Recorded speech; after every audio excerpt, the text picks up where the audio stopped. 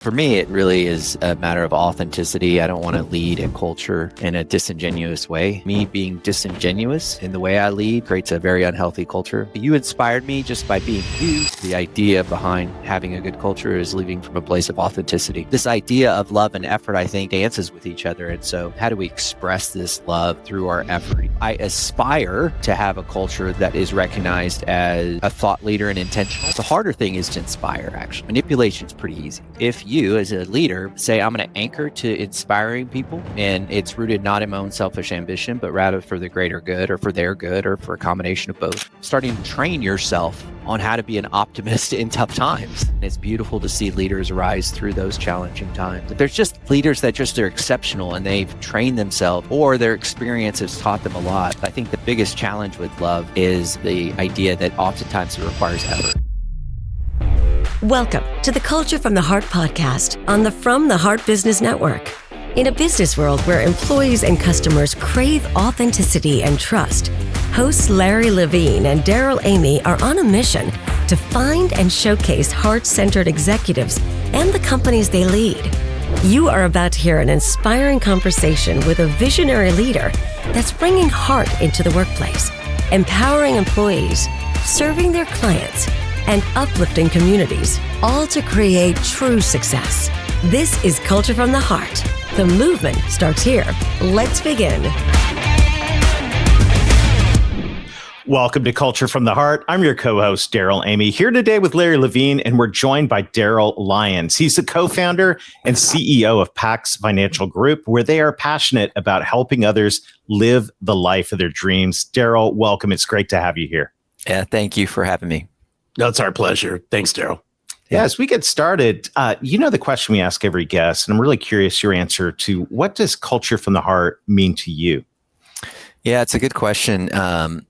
For me, it really is a matter of authenticity. I don't want to lead a culture in a disingenuous way. I always think about, kind of a framework. I think Larry Bossidy mapped this out that I adopted a long time ago, which is, self-awareness, self-mastery, authenticity, and humility.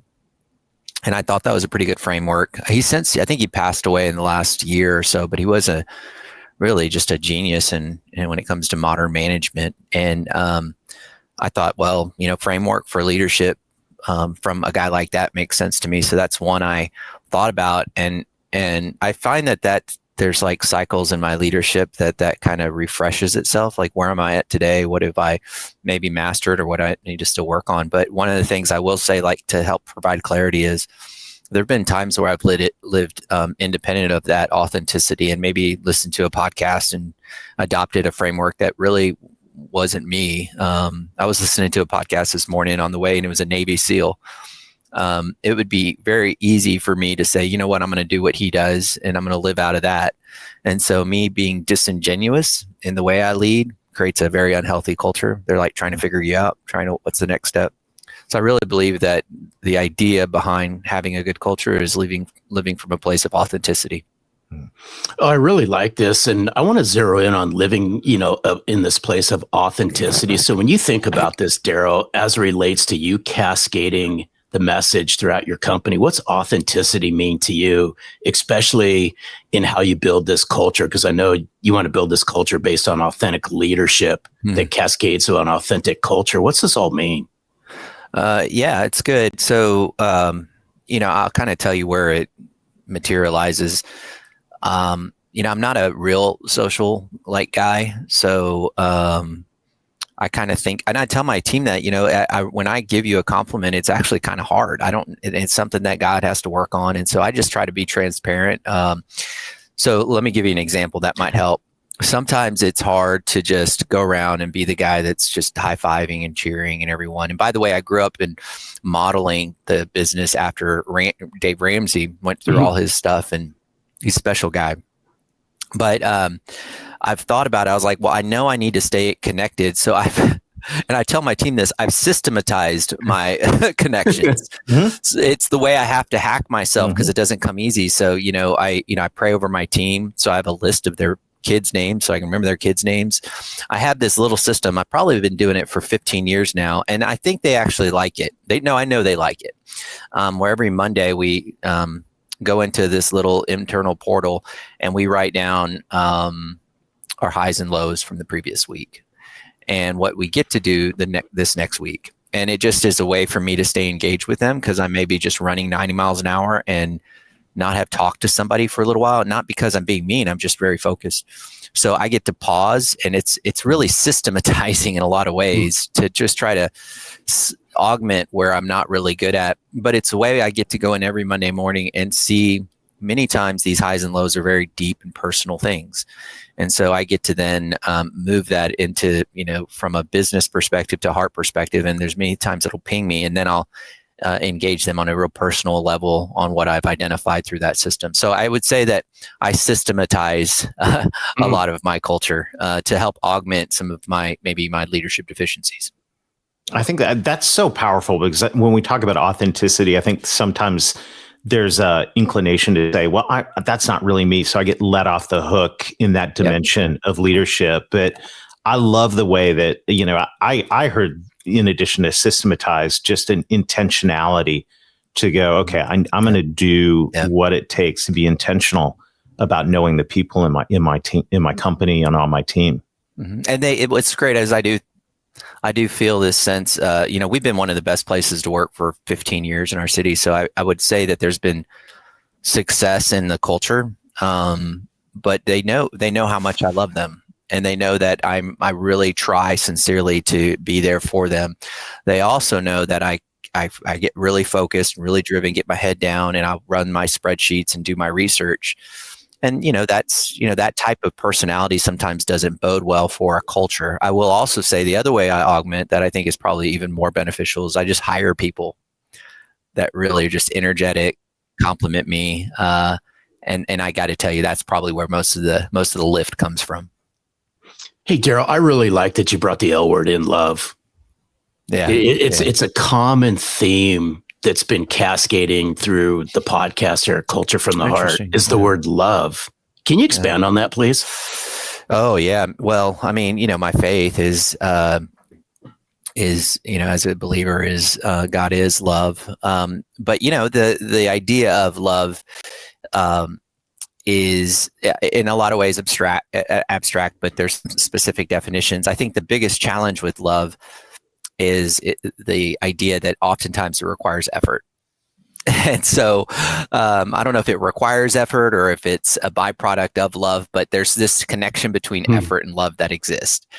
And so whether it's evidence of love, you can play with that a little bit more. But I do have I've kind of told my kids, and I've got 4 kids, so we've talked a lot about that. I said, if you love your cousin, now I'm not playing a guilt trip, you would show some effort in reaching out to them and just checking on them, making sure they're doing it. Oh, I love them. I know, but this idea of love and effort, I think, dances with each other. And so how do we express this love through our effort, even if it's, maybe not a lot of effort, but a sacrifice of whether emotion or time or energy or money or gifts.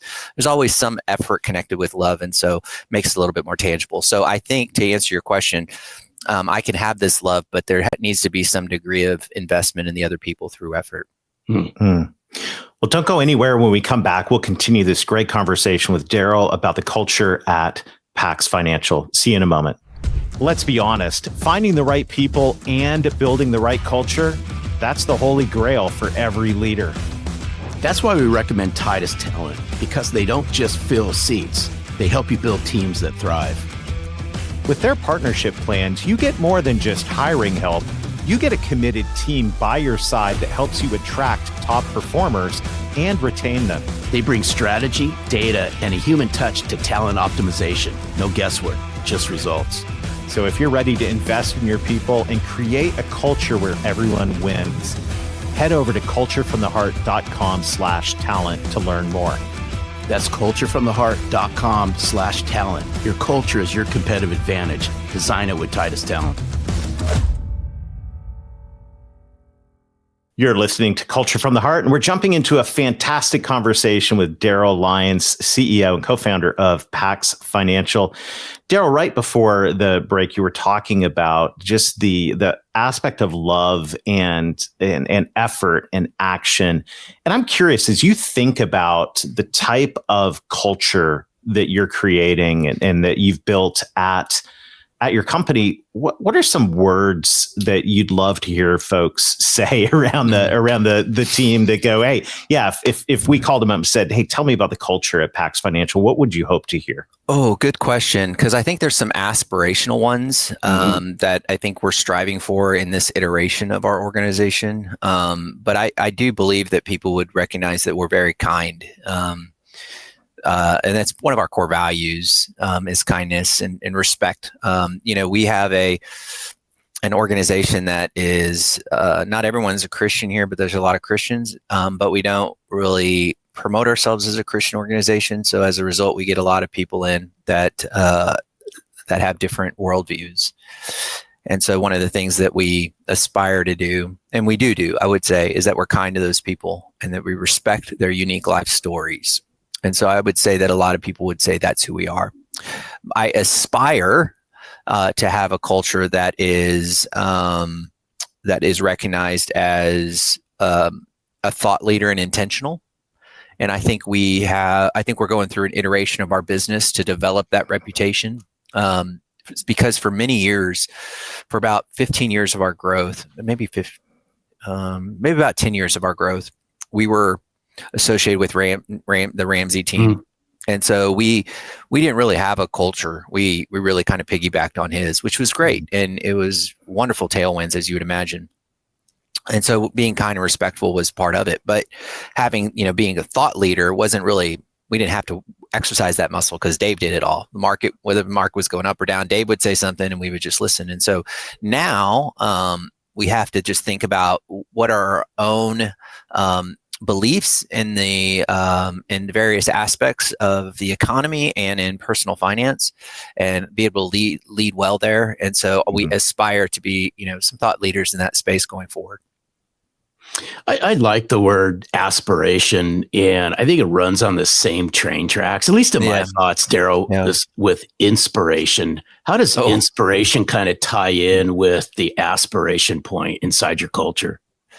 That's such a good question. Y'all are asking good questions, man. Yeah. I think about the again, to juxtapose two different definitions of to inspire, but at the same time manipulate, because I think about that a lot. And manipulate would mean like it's like the ultimate outcome for me would be for my own selfish ambition. And I see in the financial services businesses, and I did like this whole podcast series on this thing, so it's really hits home for me. Financial people that manipulate the elderly to take action, oftentimes rooted in fear. Fear is such an incredible motivator. And in fact, when you present this idea of fear, it's like automatically you, as the service provider in some aspect, you become the helper. So here's the problem. I'm going to help you through this. And then you manipulate it to ultimately get the outcome that you want. The harder thing is to inspire, actually. Manipulation is pretty easy. Hard thing is inspire. Inspire says there's hope. And, when you have this idea of hope that you're selling, you don't come across as a helper. You come across as a salesperson. And so it's a bigger hurdle to overcome to win the hearts of people, to inspire. And so, but if you as a leader say, I'm going to anchor to inspiring people, and it's rooted not in my own selfish ambition, but rather for the greater good or for their good or for a combination of both. I think and you hyper focus. I want to be inspirational. I don't want to be manipulative. And I see where that line is drawn. And any time I might cross into manipulation, I take inventory of that. But I want to inspire the team. Then you cast this vision of hope, and you cast the vision, and then you come up with a strategy to get there. And that's hard to do. It's a hard muscle to develop. And it's one that you have to develop not only as, in our trade, which is in financial services, helping people think through the economics of their future, but it's also one I have to think about in my own Christian walk as well. So I'm curious, how do you reinforce that inside the organization? I mean, it's great to have that aspiration of inspiration, saying we want to inspire people and not manipulate. And you've got a large and growing organization. What are some things that you and the leadership team do? Yeah, we fight it all the time. I mean, I'm not I don't want to discount what you asked, because we fight it every single day. That whether it's Glenn Beck getting on the radio saying the market's going to crash, or the pastor saying he's worried about tomorrow. I mean, it's every day that we've got to sell this idea of inspiration, and it's heavy. Even Friday, Trump puts out a tweet and the market goes down 800 points and people are already worried. And then they turn to me as a leader and saying, are you still inspired? Are you still inspired for tomorrow, knowing what everything's going on? And I have to, I've been doing this since 1999. So I've had to exercise that muscle a lot, and not only do that, but fail, like make mistakes. It's one thing to say it's going to be fine. And I think some people will say, okay, you said it's fine. That's good. That's enough. I can accept that. But many people are saying, give me some more substance around that. You inspired me just by being you. You inspire me by just being calm. I get that. But can you give me some substance around that? And so, there's all these different personality types, and we like these personality things. And the one that kind of always resonated with me, which doesn't have the same scientific nature as the Enneagram. And so I often think about, I've got to really think about how these different unique personality styles get inspired. And I can't like customize every message, but I do try to think, okay, some people are inspired just by me being confident and still, and some people need that academic research, and some people need some theater. There's all different ways to inspire. And so I say all that because let me get to answer your question. We have to think about it all the time. Yeah. And the various economic environments challenge our thinking because it's always different. But I will tell you that the one consistency, and they say that history doesn't repeat itself, but it rhymes, is people's fear and greed are always consistent. So we can kind of come back to that and try to address those two things as much as possible. Yeah. This is so good. I still got to go down this inspiration path just for a moment. I'm listening to what you're saying, Darrell, and I'm thinking of my very first business coach. My very first business coach had always breathed this into me. In order to inspire, you got to drink from the cup of inspiration on a daily basis. Yeah. That being said, what's in your inspiration cup on a daily basis? I read the Bible every morning. As you would imagine, I actually go in and I have a journal next to me, and you always change up your studies, but every scripture about money, I journal in the left to try to help inspire people. I figure that's pretty strong. That's pretty strong words to anchor to.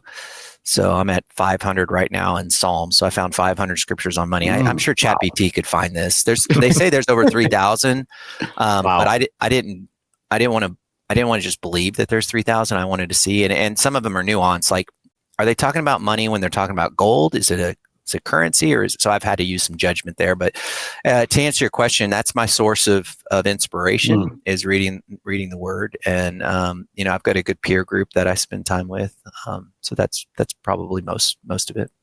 Fantastic. Well, a big thank you to our sponsors for helping make this show possible. Stick around. We'll be back in just a moment with more great ideas from Darryl Lyons. For many CEOs, sales feels like a black box. You've got visibility into marketing metrics, financial dashboards, operational KPIs. But when it comes to the sales team, it feels like guesswork. That black box, it's costing you, because if you can't see what's happening, you can't fix what's broken or fuel what's working. That's where the Sales Index steps in. It opens the black box of sales and shows you the real story. Who's thriving, who's struggling, where they need help, and how much revenue is being left on the table. You'll get clear, actionable data on sales behavior, mindset, and team culture, so you know exactly where to invest and how to drive growth.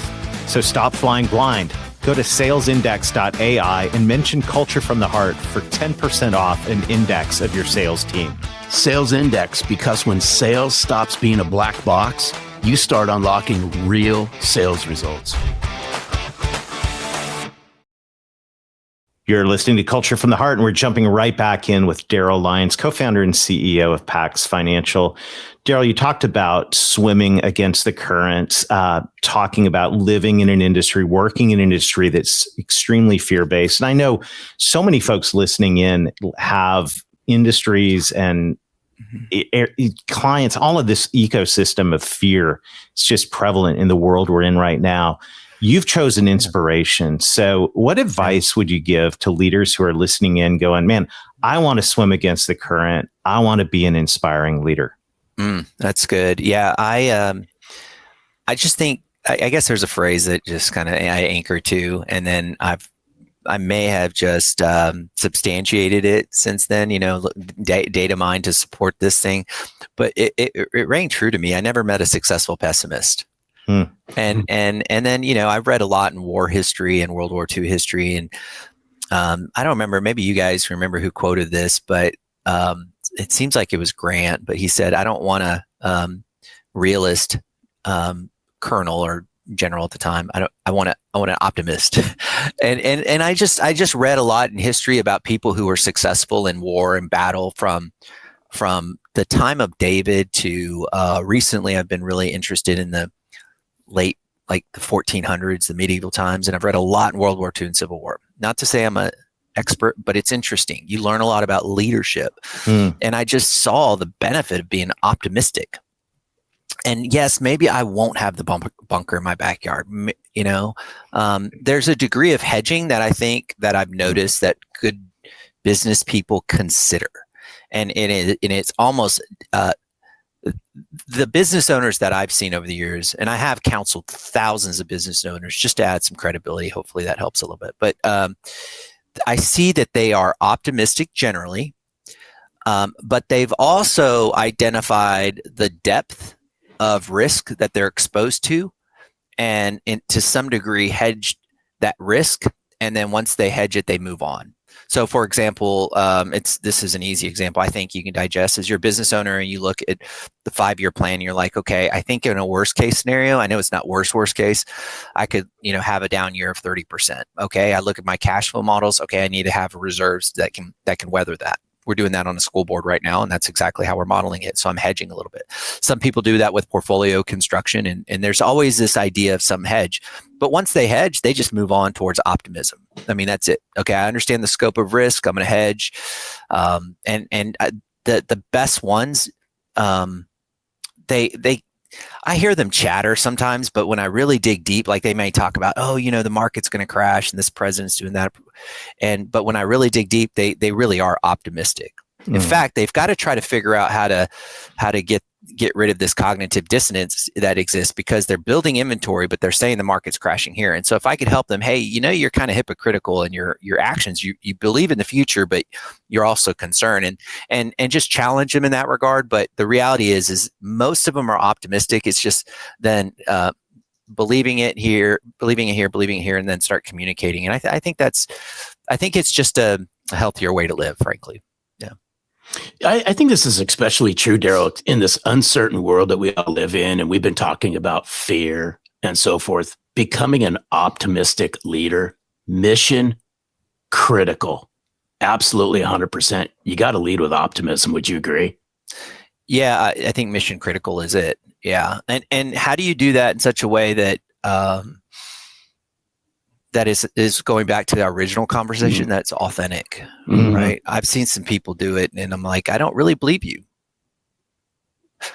Or really, what I think is even more important is things are going to get scary. Like we haven't had a bear market in a little while. I mean, you could make the case we haven't had a really deep recession in a little while. So for me, I think about getting in front of that. Like, what do I say? What do I do? And starting to train yourself on how to be an optimist in tough times.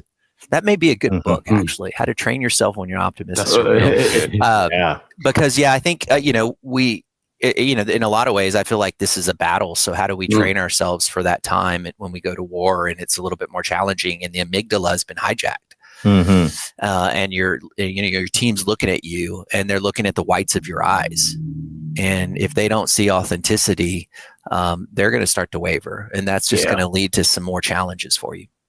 Well, I'm excited about that book, Darrell. What would some of the bullet points, what would some of the chapter titles be in how to train yourself to be an optimist in tough times? Oh, goodness. Yeah. You heard it first here, folks. Right.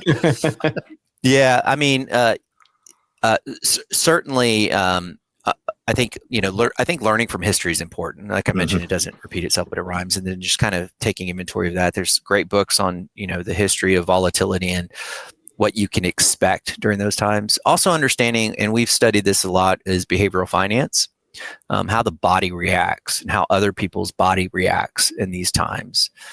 And then, learning a little bit more about what, herd mentality looks like, and seeing how people, collectively begin to start making these decisions, and how do you stand out from that. And those are just skills that are just hard to develop.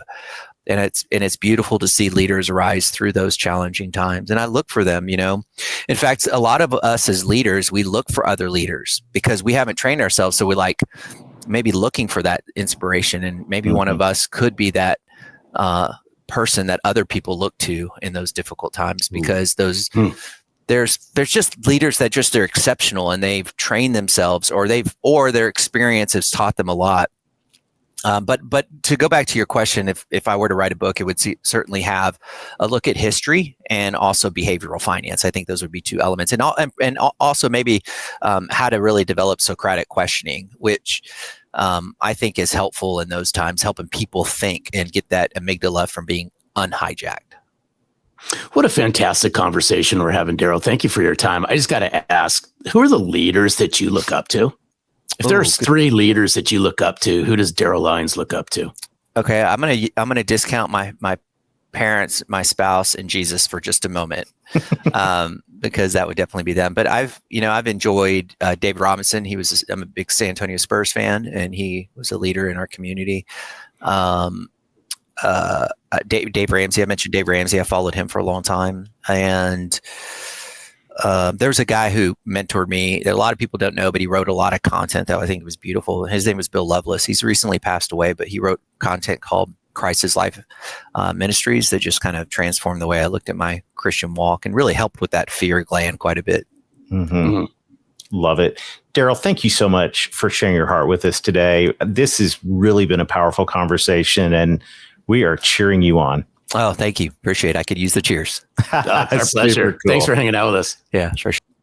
What an amazing conversation, Larry. And I love this idea of intentionality around optimism and preparing in advance to think about, okay, well, things may get tough. Of course they will at some point.